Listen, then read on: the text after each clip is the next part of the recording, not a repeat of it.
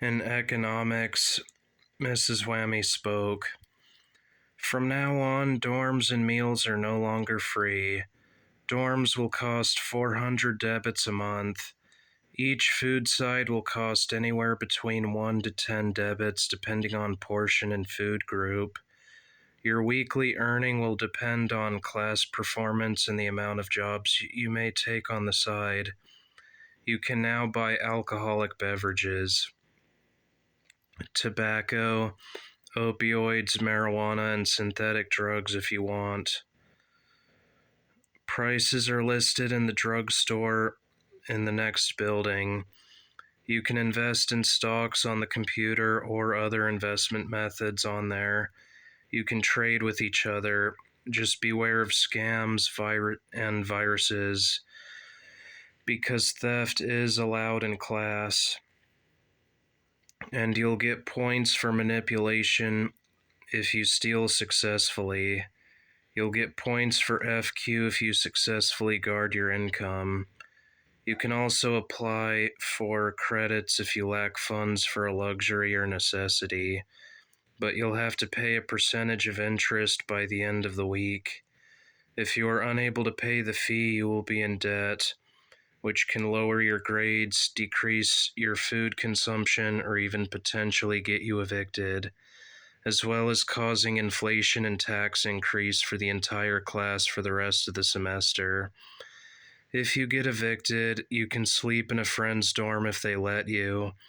Otherwise, you'll have to sleep outside in the cold and not leave the spot you chose during curfew.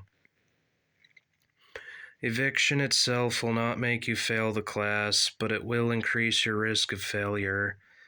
Manipulation is not needed to pass, but it can increase your chances of success for promotion. However, if you choose to make antivirus icons for your peers or warn them of malware, you'll get points for MQ.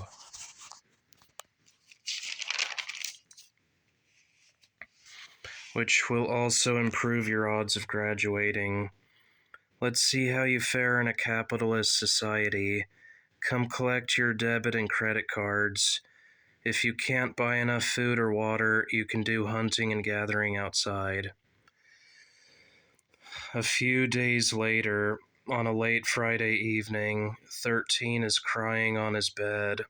The starting debit was 100 debits, and he spent 90 of it just on food, even after skipping a few much-needed meals.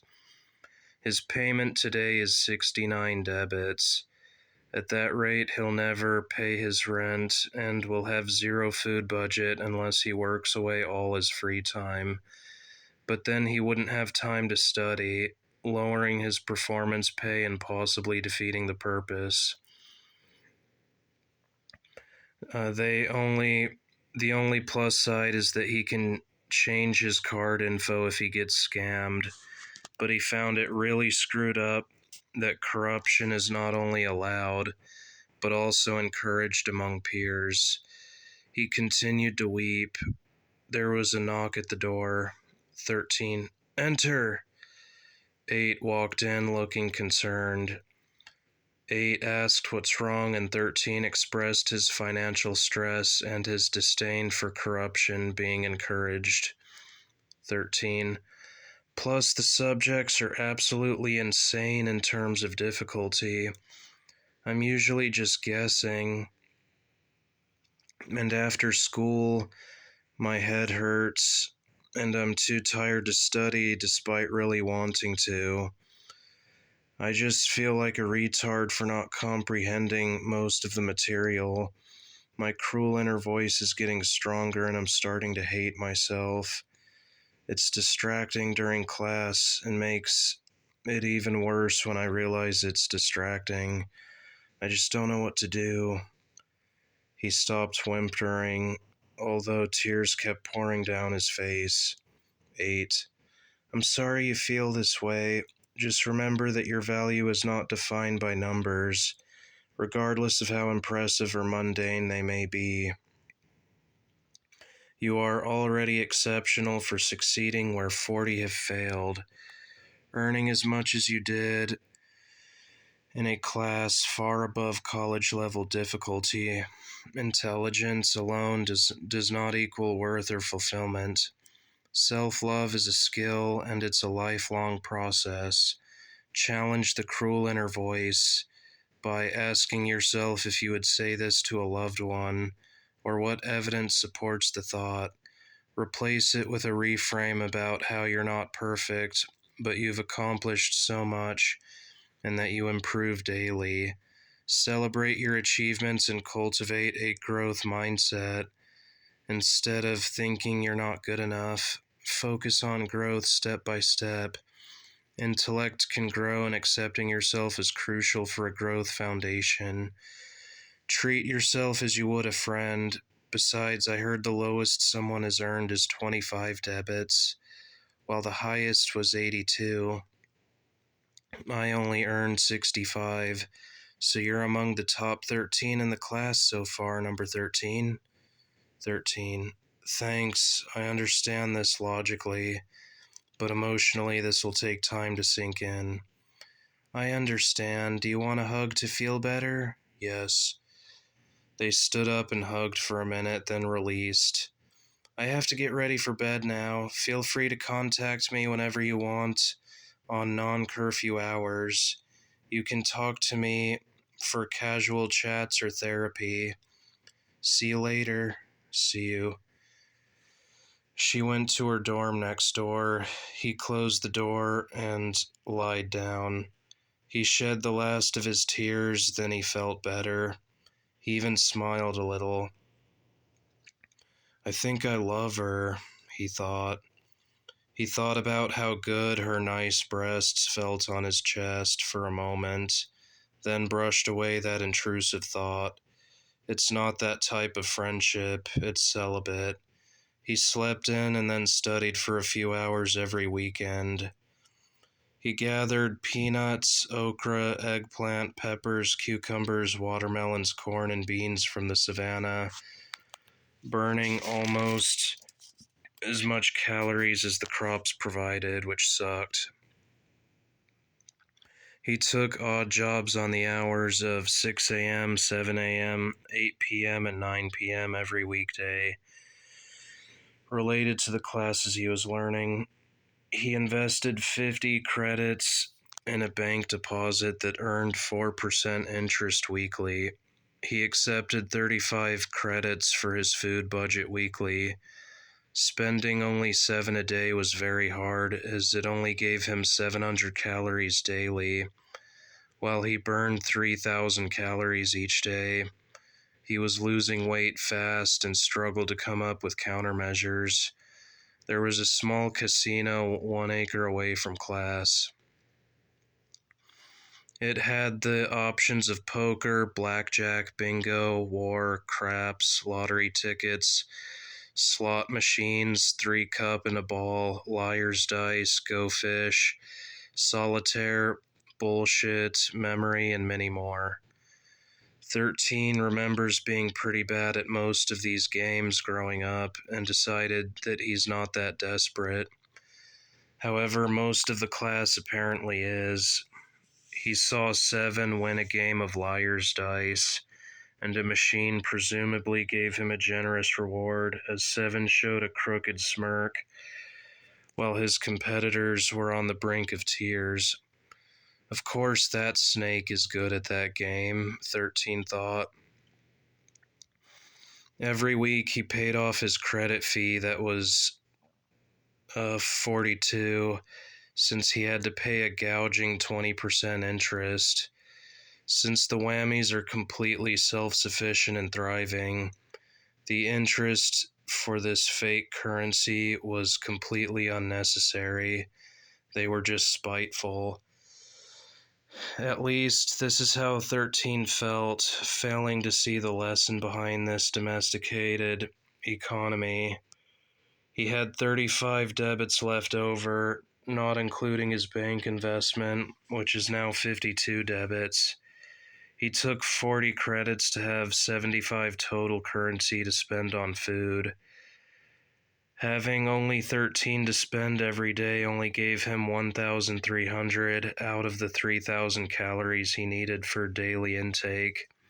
He is 10 pounds underweight. Studying was harder, and KQ was significantly harder, so he continued to look into investments. In computer hacking class, he was required to click on suspicious links with money on the line in order to learn how to navigate a dangerous online environment for class grades. So he would set up a dummy account and put only one debit or credit onto it to minimize loss for every wrong click he made. If he makes too many mistakes, it will eat into his food budget, which would be horrible. Students are not allowed to set up virus protection for themselves, but they can set one up for friends. He made one for 8 and 6, so 8 made one for him, which gave him level 1 protection, the weakest level. The strongest level it can go up to is 59, as each person can provide an antivirus for another. If everyone did that for each other and all got to level 59 security, the class would get a huge grade increase for MQ and receive a lot more debits for class performance, and no one would go hungry. But of course, everyone is either too paranoid or too malicious for that to be possible. 13 already got scammed a few times, so he's only providing security for 2 people. People would have to trust him enough to download his security link anyway, which involves providing card information even if it's free.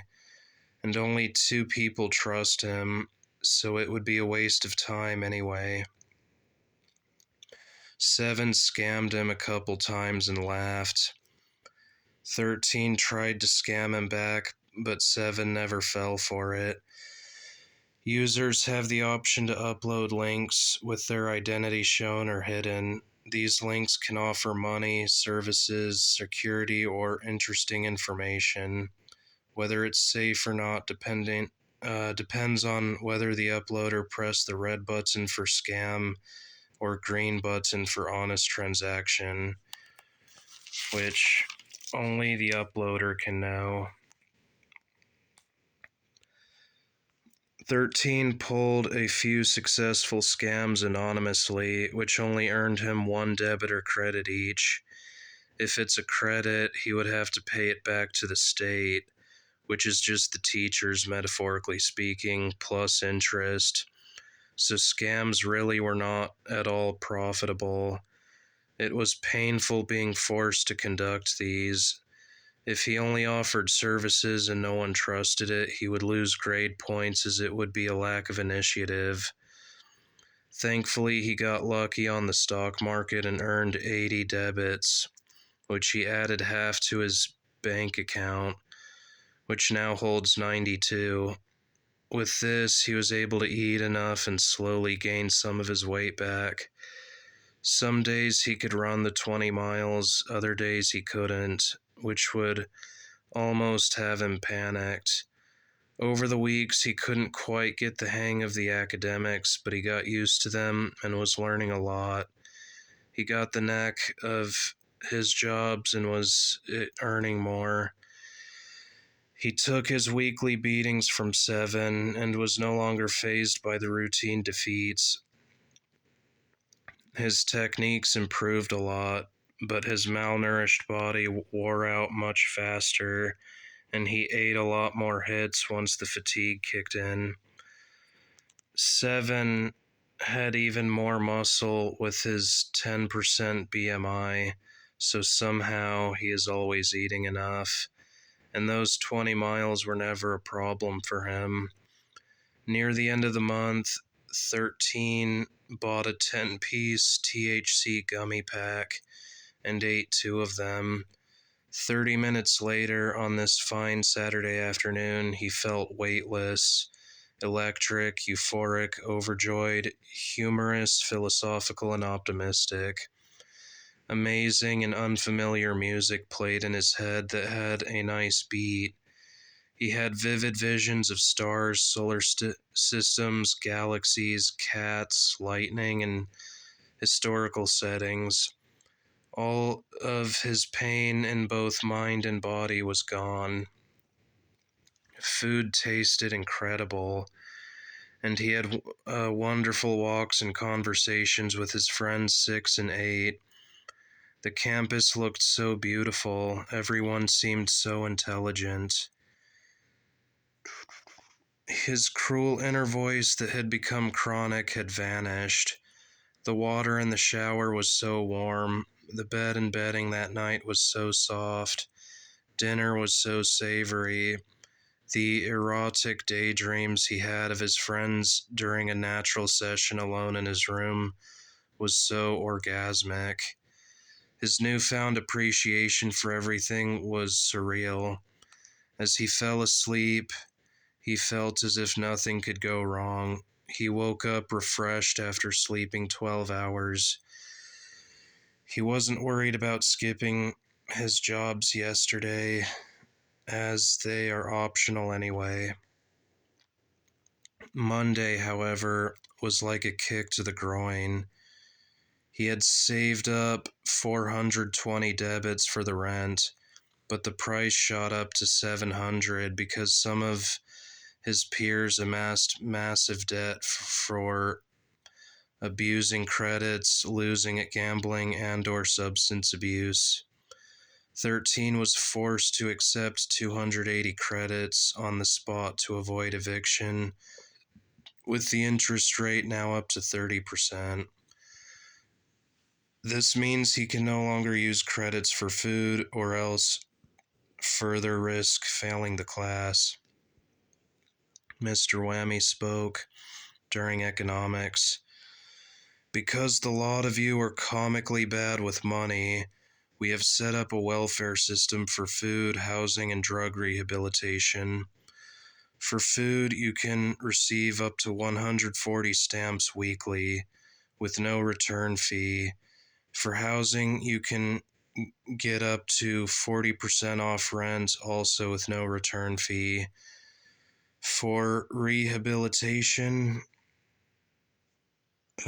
you can get free medications and dosings to get clean off of any drug you foolishly decided to buy from us. However, for each service, we will only serve 3 of you per day.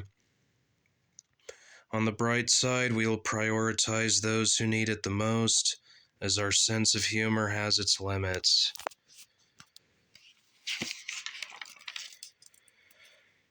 Sense of humor? Those bastards, 13 thought. What could possibly be funny about people starving, going homeless, or getting addicted to drugs? How evil. 13 furrowed his brows and clenched his fists. Mr. Whammy smirked at him and continued. Mrs. Whammy, good luck with doubled food prices and the rise of rent and interest rates. Be more careful with your budgets from now on. Then the class continued to study economic systems. 13 was so angry he struggled to concentrate in his classes that day. After school, he went to the office to apply for food stamps and housing. But of course, 6 people beat him to it. Since he only did a little bit of weed once, he had no substance problems, though the line he saw for rehab made him shudder. A few of the students were gaunt, jittery, and had dark circles around their eyes. He went to his dorm. He blew off work because he wanted the teachers out of his sight, especially after reading the sign on the office. It said that if a total income of debits and credits exceed 100, any and all benefits will be cut off and you'll be put on the bottom of the waiting list to reapply. That means risk going hungry, evicted, or perhaps addicted, or risk failing the class, because if income exceeds 100 while on benefits, it will lower your grade greatly, a grade we never get to see. He wanted to vent to his friends, but they were at work, so he tried to read some Sherlock Holmes to get his mind off it. It didn't work, so he took a long shower, then went to bed. 8 and 6 sometimes shared food with him. On Friday, he earned 85 debits and spent it all on his debt. He still owed 279 and had to pay 35% interest as a late fee. 3 weeks later, he brought his debt down to 120. Having to pay 50% interest bumped it up to 180 in debt. Rent also went up to 900 debits, but since he finally got the housing program, it went down to 540. He took 540 credits to pay rent, so he owed 660 with 60% interest, so the debt went up to 1,056 debits. Food stamps alone kept him fed, while occasionally getting handouts from his friends. 2 months later, 6 got evicted. She asked 8 if she could crash, but 8 was already taking care of some dude who got evicted. So she asked 13. 13 let her in. 6 explained that her debt exceeded 2,000, so she can no longer take credits or rent anywhere until it's all paid.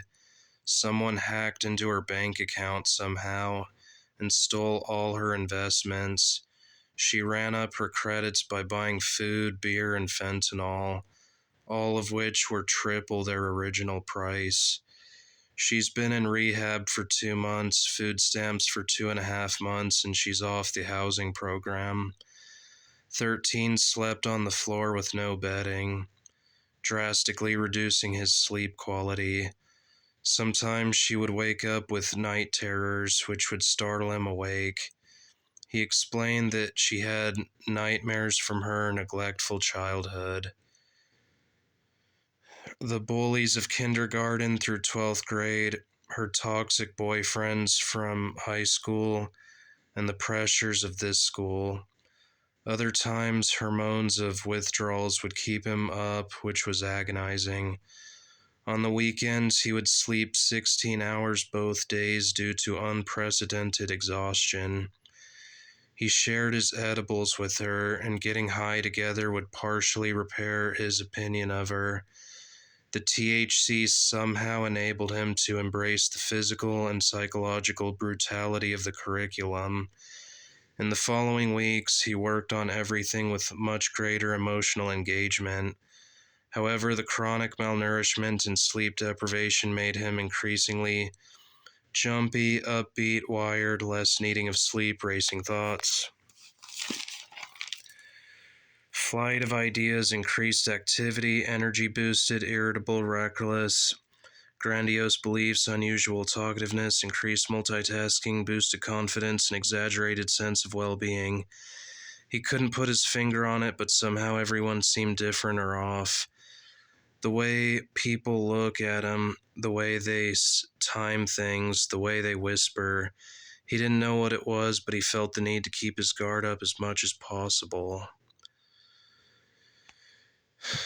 All right, and that is part 3 of Exique Academy. Just 6 more to go, I suppose. All right, see ya.